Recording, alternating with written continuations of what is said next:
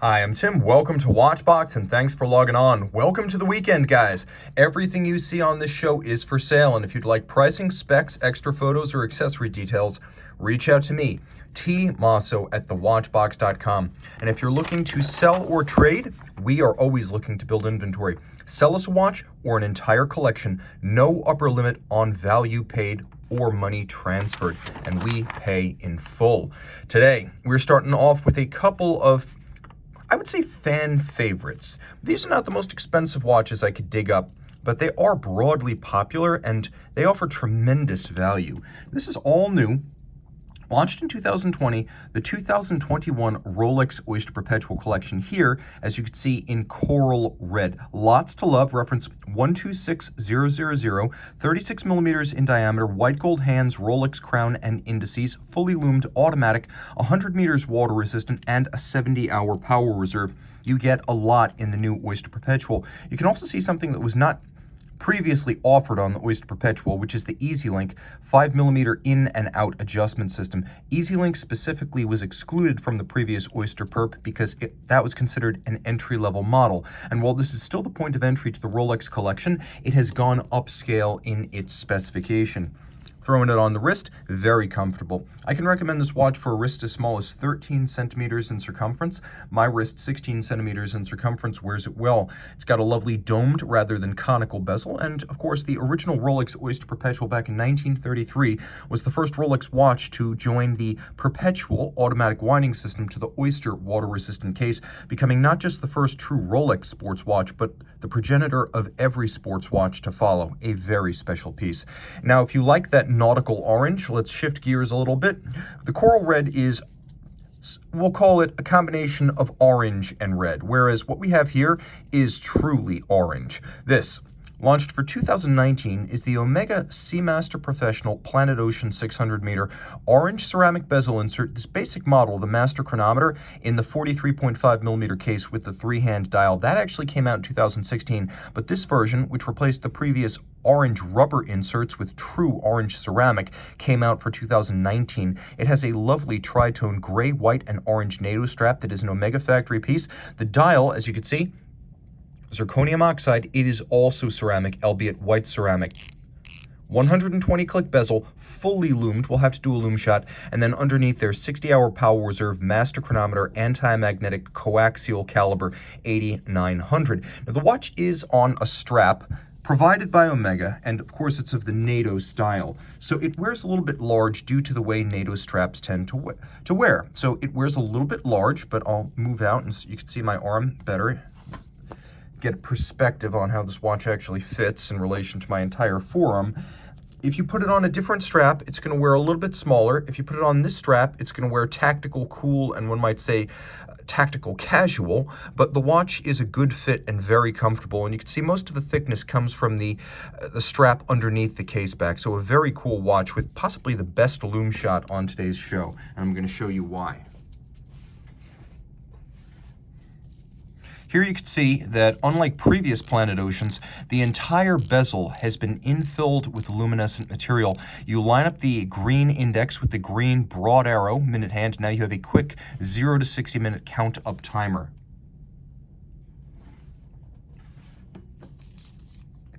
Sticking with our Omega theme for a moment, a timepiece I really like and always have is the Sapphire Sandwich Speedmaster Professional Moonwatch. This is, of course, the previous generation of the Sapphire Sandwich. 42 millimeters in stainless steel, caliber 1863, Lamagna based, cam, lateral clutch, tank tough, 48-hour power reserve, 21.6 beat rate, and quite nicely finished as a feature lost on the newer 3861 that you'll find in the current 2021 Moonwatch. A feature lost is the quality of the beveling on the bridges as well as the chronograph components. Right here in particular, the bridges are so broad and mirrored. You could have fooled me. If you told me this was finished by hand, I would believe it. You don't get that on the 3861, which has a much more obviously machined bevel. Of course, this is a movement that has been to space and back many times, and it still wears like a contemporary watch. One must think that this original Moonwatch 42 millimeters must have seemed huge back in 1968 and 69. The pre-moons after 1964 were of the same size and physical footprint. So this was really one of the first oversized sports watch references of all time. As 42 back in the late 60s, the mid 60s, it must have seemed like a big pilot is to us today. Now, sapphire sandwich, that means there's a sapphire crystal over both the dial and the case back. You have a few upscale features, including an alligator leather strap rather than calf, and then rather than a pin buckle, we have a full steel, high-polished deploying clasp with twin trigger release. A very nice piece. Let's do a quick loom shot here. And you can see the moon watch is well loomed. I'll bring in the Oyster Perpetual again, the one we saw at the beginning of the show. And now we'll talk about independent horology and high horology. This is a model made by FP Journe from 2004 to 2007. Each year, 50 pieces were built out to create 150 total. So as you can see, it's even a little bit less than 50 pieces per year. So 150 pieces with a lovely ruthenium-coated white gold dial, brass movement, 40 millimeter case, and a unique zodiac calendar. This is the Octa Zodiac, a timepiece that is in many regards similar to the ruthenium series in style, but completely unique in its complication. It has a double-digit date, and then it has a scrolling zodiac calendar with the index at 12 o'clock indicating the current month as well as the current zodiac phase. The entire cycle is written on that counterclockwise rotating ring, and you can see it rotates as the quick set for the date is operated. The timepiece does feature the original Octa caliber, 1300, this one of course from the bi-directional winding era, and you'll also appreciate the fact that this is an old French-made Eleanor case, the way the Journe cases were pre-2008, with the hallmarks of both France and Switzerland on the case, and then the maker's mark, that large diamond under my thumb of Eleanor from the Parisian metropolitan region. They made Journe cases from 1983 till about mid-2008, 21.6 beat rate, free sprung, 5-position adjusted, 120-hour chronometric power reserve, and then you have a guilloche cut 22-karat rotor over those brass bridges and plates. And although gold, as featured on the present FP Journe collection, is worth more as a commodity, brass is worth more as a collectible because there are fewer of these watches.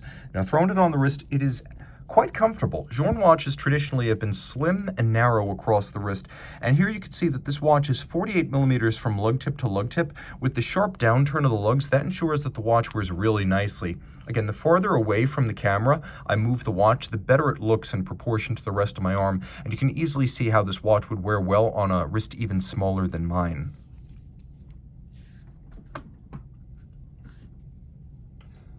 Speaking of super high-end sports watches, I have a couple of options for you, starting with a model that includes both an 8-day power reserve and a flying tourbillon designed by Vincent Calabrese.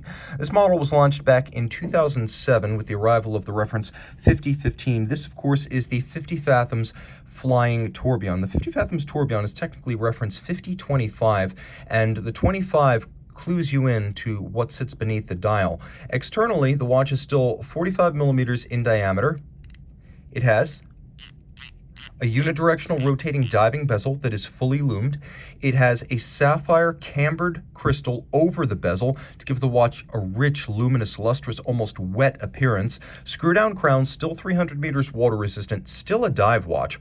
Power reserve indicator, 8 days. Flying tourbillon, we're going to get as close as we can here without corrupting the image, but you can see there is no upper bridge to block your view of the tourbillon. That's why it is a flying tourbillon. The edges of the tourbillon cage are completely mirrored and beveled, and you can see that the top of the upper tourbillon cage has been black polished like a mirror.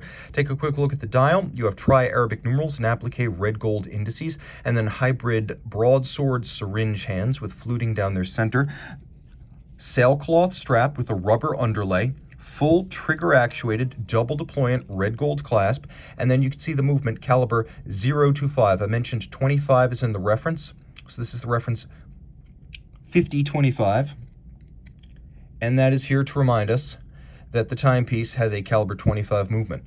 Automatic winding, 8-day power reserve, flying tourbillon, 1-minute tourbillon, overcoil hairspring, 5-position adjusted, 29 jewels, and as you can see, richly hand finished. This is a level of opulence you don't expect even in the flagship diving references for mainstream brands. Heck, you don't get this level of finish in an Audemars Piguet Royal Oak Offshore diver, so you are looking at a very special watch. Note that the strap is held on by screws and bars, a system that adds more security than simple spring bars. Let's take a quick look at this watch on my wrist.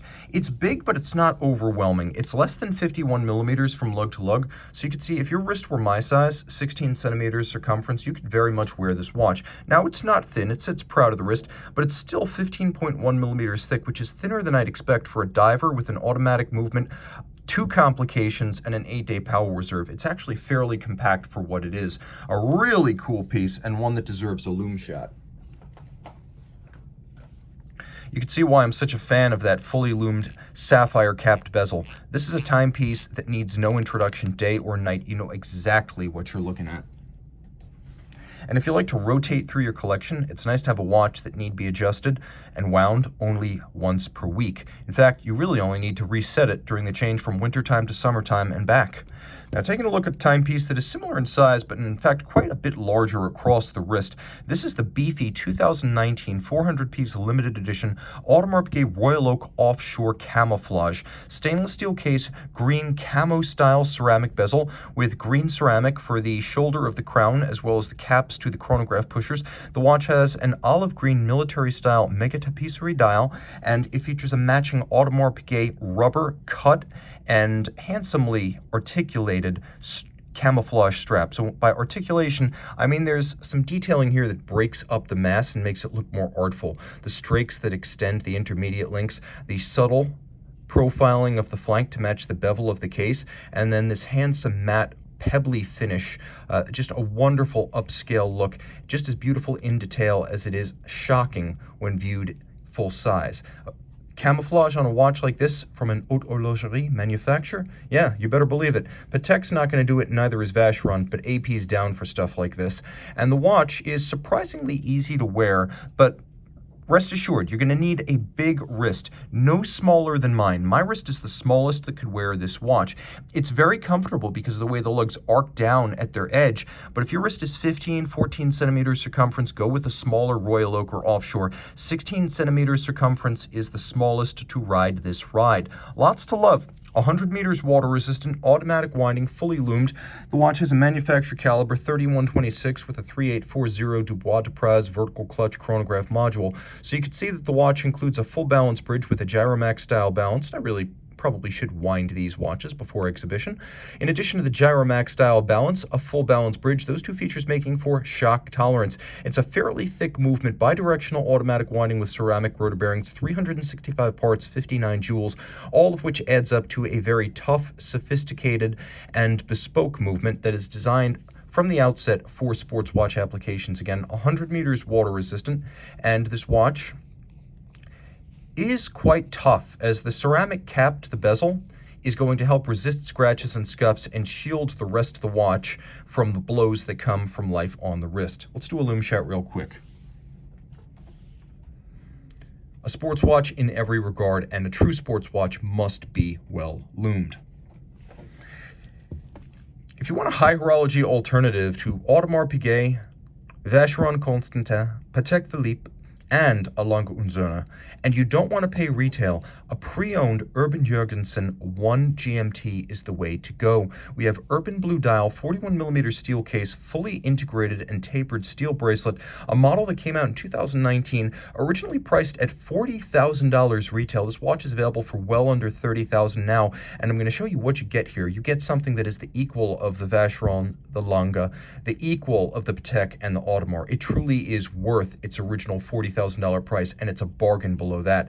The dial detailing is superb, as we have white gold hands as well as indices, fully loomed, double loom, the index as well as the plot outboard. We have a wave motif at center to remind you that this is a watch from a brand with nautical heritage. You have a jumper toggle on the side for forward as well as back, a screw down crown, 120 meters of water resistance, so it's matching the Nautilus there and the Aquanaut.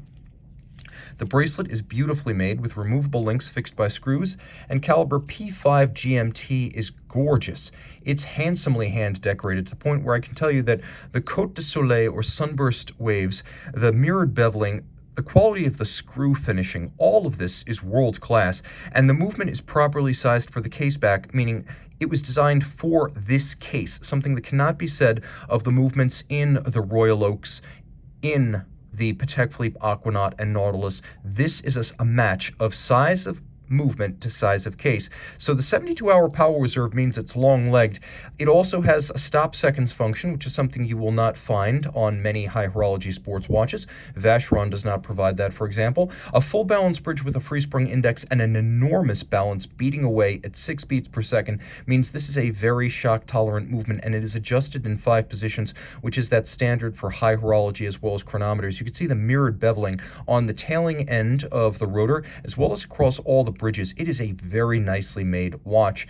The screws themselves are mostly fired blue, and then you can see that the rotor mass is 22 karat, not the cheaper 21, 18, or tungsten used by other brands. This is a very special watch and a guaranteed rarity in any company, anywhere. Throw it on the wrist. I have to say that the feeling of the bracelet is redoubtable. You get the sense that it's indestructible, that the tolerances are tighter than any other sports watch I've ever encountered, and that's saying something.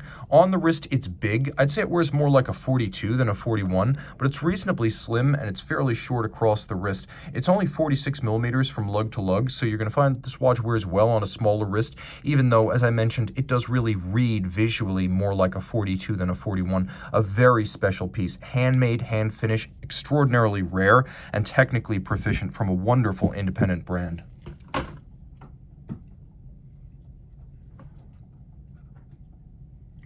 We're going to talk about a few things here that are in no way similar. Starting with the Patek Philippe Annual Calendar Moon Phase 5036.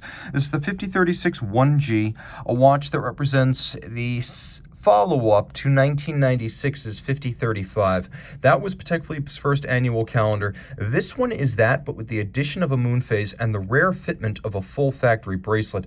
Now you can see things were done a little bit differently at the time this watch was made. First, unlike contemporary Patek Philippe bracelets, here we have screws fixing the removable links, not pin sleeves. And if you look at the movement itself, we'll get as close as we can here, you can see that it is the old school Poinçon de Genève or Geneva hallmark on the bridge featuring the fourth wheel and the escape wheel. So you have the old Geneva seal, you have Geneva waves, circular and linear, you have 5-position adjustment, you have a Gyromax style balance. This is the caliber 315 base, 45-hour power reserve with moon phase, annual calendar, and power reserve indicator, which you can see up at the top of the dial. The dial is a matte or opaline silver with applique white gold Roman numerals. Note in this case, Patek Philippe does something it has been known to do from time to time. Instead of using the more common watchmaker's 4, it uses a true Roman numeral 4 with the other Romans. And this is actually a quite well-loomed watch.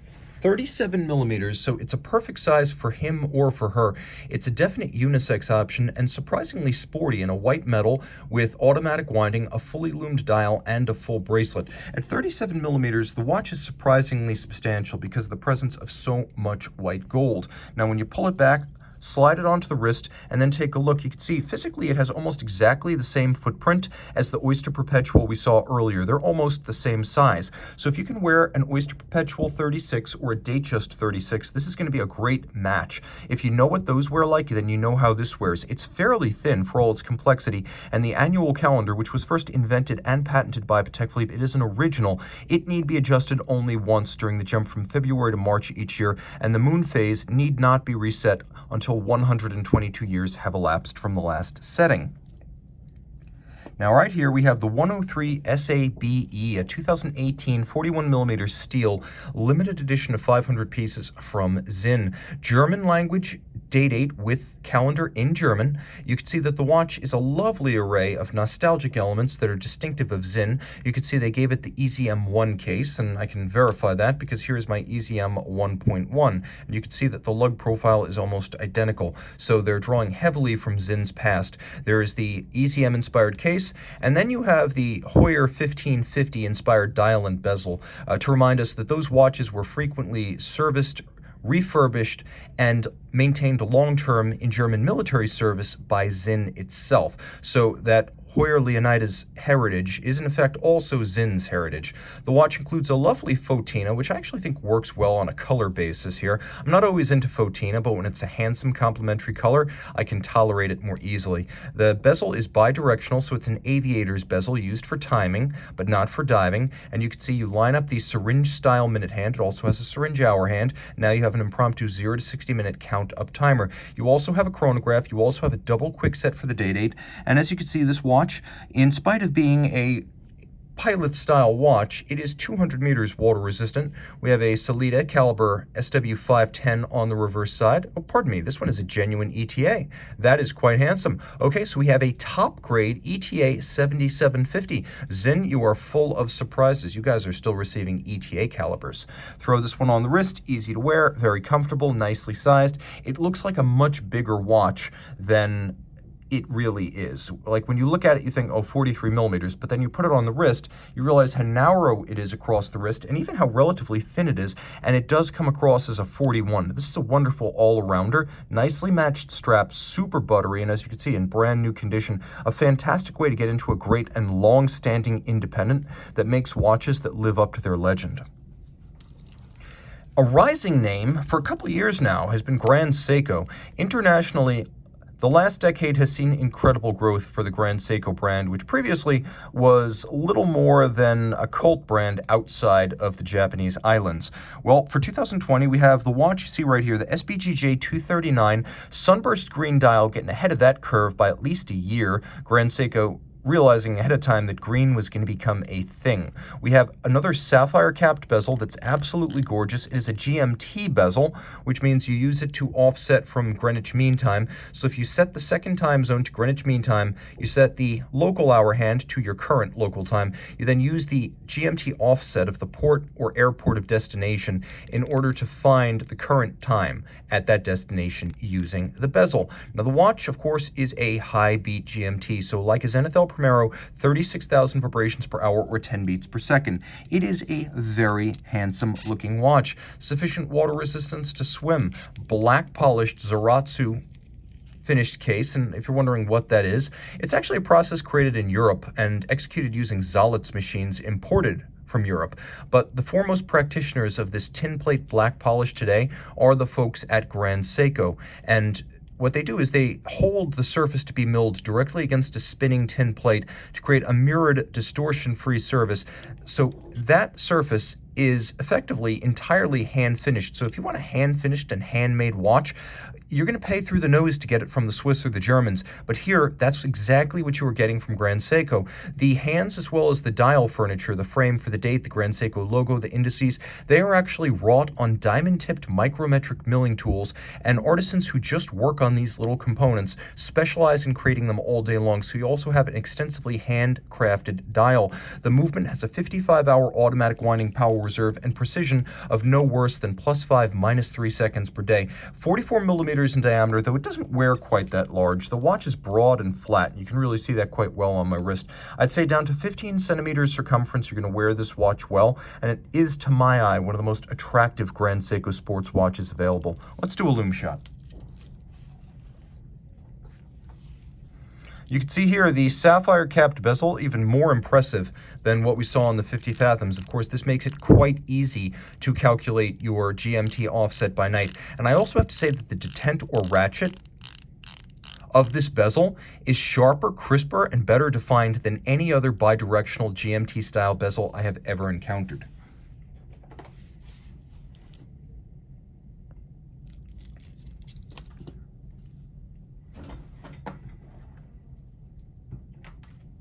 So much exciting stuff on this show today. I have to say, it's a nice mix, and we've got some affordable watches, we've got some mid-market watches, and then we've got crazy watches. And what you see here is definitely of the last category. This is the 2019 version of the H. Moser Cie Endeavour Flying Hours. 100 pieces in white gold with cosmic green fume dial. It's a 41.9 millimeter case, and you can see how beautiful those Moser Endeavour cases really are. If you look at something like, see if we can find the Octa Zodiac for a moment. Like an FP Journe case band, you can see that it's relatively simple. There's not a whole lot of nuance there. It's a blended lug Calatrava style. Whereas when you look at the Endeavours, you can see that Moser is machining and then hand finishing these cases, which allows these dramatic negative volumes and sculpted profiles to be achieved. The bezel, as you can see, is drawn out at 6 o'clock as well as 12 o'clock, and then concave all the way around. The dial features a variation on the flying hours complication, first invented for clocks during the Renaissance, later made famous by Audemars Piguet and Urwerk. Now you can see the system gives you the current time and the current hour. So you can see right now, for example, it is 3:30. That's how you read the watch. Now, as it advances,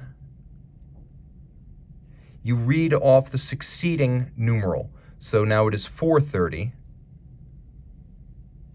And now you can see it is 5:10. And that's how you read this system. There's a sapphire cap on the wheel at center, and then you can see a lovely sunburst metallic that radiates out from the center of the dial with a brushed metallic on each of the individual discs.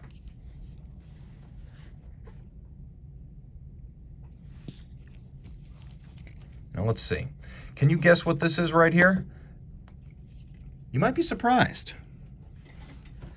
This, 43 millimeters in platinum, is the Jaeger-LeCoultre Master Grande Tradition Tourbillon, a timepiece that is a GMT, an automatic, a date, and a tourbillon all in one. It was a limited edition of 300 pieces launched in 2007 for the opening of the Jaeger-LeCoultre Heritage Gallery.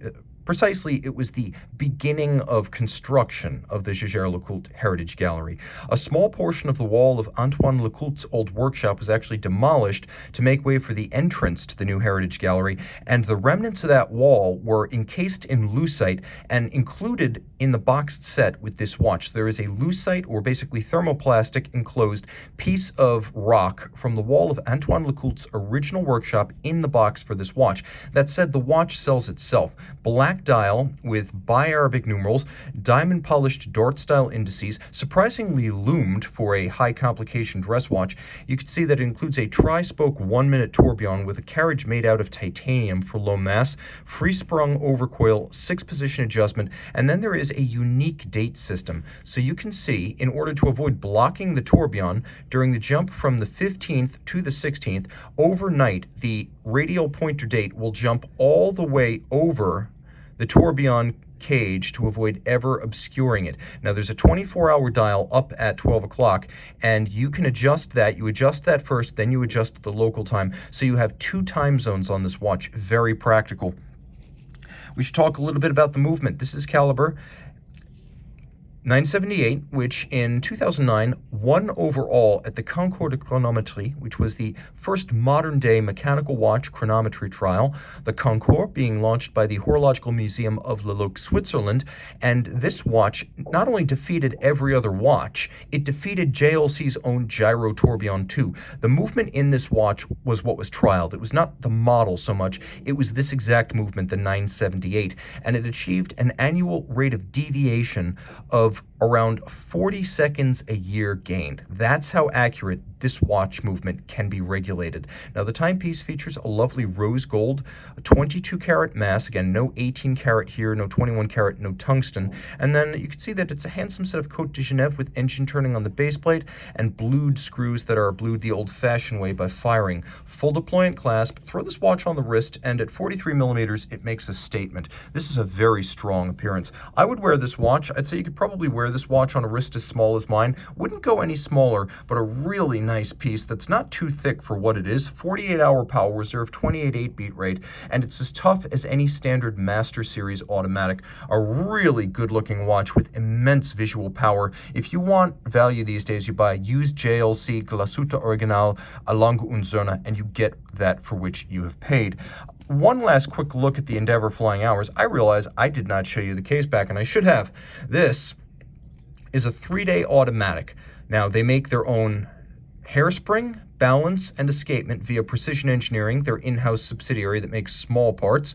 And then it is, in spite of the power-intensive complication, a 3-day power reserve. So this is a watch that has impressive endurance even when it's off the wrist. Throw it on the wrist and it is very easy to wear. Super comfortable and super slim for what it is. It's really, really thin. It's about as thick as a Rolex GMT, which means it's around 12 millimeters thick and very agreeable even on a small wrist. Wrists as small as 14 centimeters circumference. Buy with confidence. Here's something a bit different. This watch was built in the early 2000s, and as you can see on the reverse side, very, very few were made. You're looking at 10 of 10. Numero 10, and entirely hand-finished. How hand-finished? Let's start with the case back of this Audemars Piguet Jules Audemars Tourbillon 10-minute repeater. Well, the reverse side of the case is entirely freehand engraved. The series number, the name of the watch, the name of the model line, everything has been freehand engraved. So none of this was done with a drill, none of this was done with a laser, none of this was done with automated means. All of this was freehand engraved. You make a mistake, you get a new case back and start over. That is impressive. All of this is titanium, 39 millimeters in diameter, only 10.5 millimeters thick. The caliber 2882 inside is a manual wind with a 45 to 48 hour power reserve, a 21.6 beat rate, an overcoil hairspring, a free sprung balance, and 5-position adjustment. You can see that the upper bridge for the tourbillon is entirely black polished, as is the tourbillon cage itself. The dial features real rose-lathe guilloche. As a result, it has a spectacular and deeply struck sunray motif radiating out from the cannon pinion at center. So we have real rose-lathe guilloche, we have welded lug construction, titanium grade 5 case. Welding and then finishing titanium like this is extraordinarily hard. Add the engraving and you realize just how extraordinary this watch really is. Now, it is a 10-minute repeater, which means, well, a standard minute repeater will give you the hours, the quarters after the hour, and then the minutes after the quarter. This watch will give you the hours, the tens of minutes after the hours, and then the minutes after the nearest 10. I will do my best to get this right.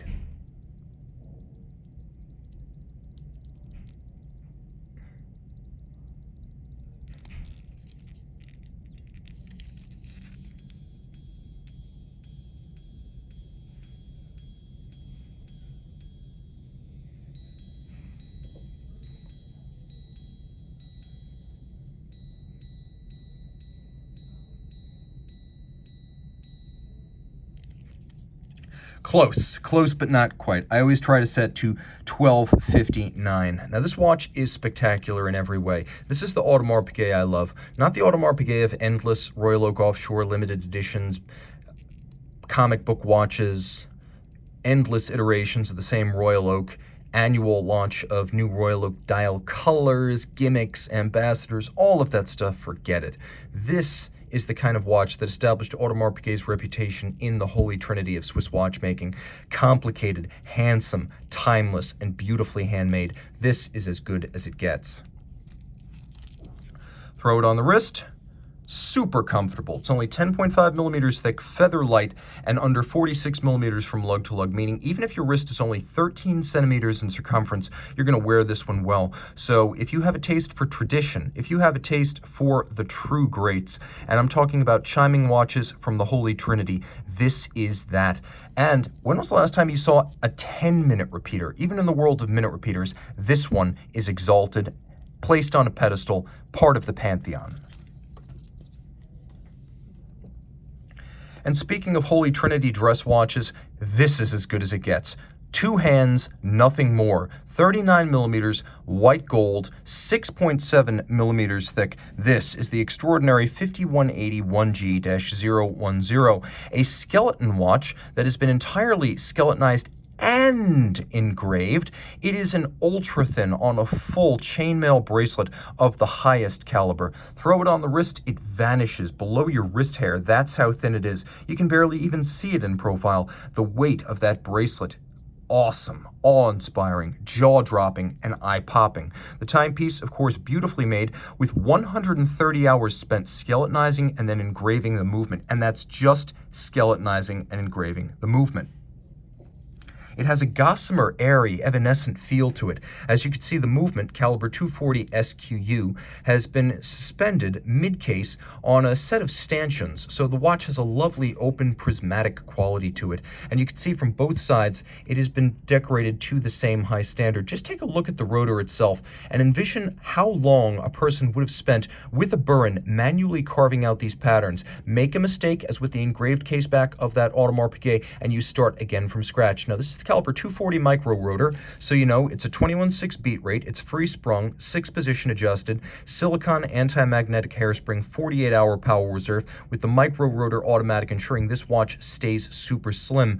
You can see that the rhodium on the bridges is super bright and mirrored, a wonderful alternative to the conventional Côte de Genève we often see on a Patek watches. You can also see that the barrel has been fully skeletonized and open up, and this is a watch for which the interior angles simply defy counting. So if you take all the places where a sharp rounded bevel of a bridge or a plate meets another one in a sharp cleft, you simply run out of time to count, to the point where I was going to count in real time as you watched this watch, but I would have gone to 2, 3, maybe even 4 dozen interior angles, and that kind of thing breeds ennui. So this is a watch that is scintillating, simmering, sizzling, rare, not another Nautilus, not another Aquanaut, and a timepiece for which Patek Philippe has a unique competence, as the craft art watches, enameling, gem setting, miniature painting, engraving, skeletonization, and marquetry,